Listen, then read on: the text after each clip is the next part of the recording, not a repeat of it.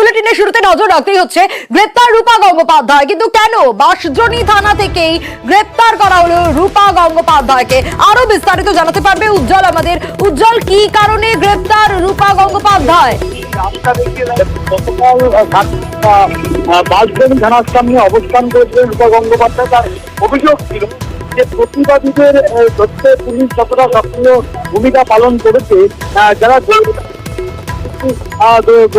সেই ভূমিকা দেখা যায় যারা নিষ্ক্রিয় ছিল, এবং এই প্রতিবাদ জানিয়ে দোষীদের দ্রুত গ্রেফতার করে শাস্তি দিতে হবে এই দাবি জানিয়ে বাঁশদ্রোণী থানার সামনে অবস্থানে বসেছিলেন রূপা গঙ্গোপাধ্যায়। আজকে কিছুক্ষণ আগেই তাকে গ্রেফতার করা হয়, কারণ যে পরিস্থিতি রয়েছে তাকে এলাকায় নতুন করে উত্তেজনা ছড়াতে পারে এমনটাই কিন্তু মনে করছে পুলিশ, এবং তারপরে রূপা গঙ্গোপাধ্যায়কে গ্রেফতার করা হয়। এই তাকে নিয়ে যাওয়া হয়েছে লালবাজারে।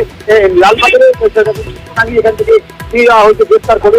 এখনো পর্যন্ত বিজেপির নেতা কর্মী সমর্থক তারা থানার সামনে রয়েছে এবং তারা তাদের যে কর্মসূচিটা চালিয়ে যেতে বলছেন, কিন্তু এখনো পর্যন্ত যা রয়েছে তাদের জমায় কিছুক্ষণের মধ্যে আর একটু বাড়বে বলে তারা তাদের দাবি এবং তারা তাদের যে দাবি পার্টির তরফ থেকে করা হয়েছে সেই দাবি মেনেই তারা কর্মসূচি চালিয়ে যাবেন, এমনটাই কিন্তু দাবি বিজেপির। বেশ উজ্জ্বল, একেবারে বাঁশদ্রোণী থানায় রাতভর অবস্থান রূপা গঙ্গোপাধ্যায়, রাত সকালে গ্রেপ্তার। অ্যারেস্ট করা হলো রূপাদি, অ্যারেস্ট করা হলো রূপাদি।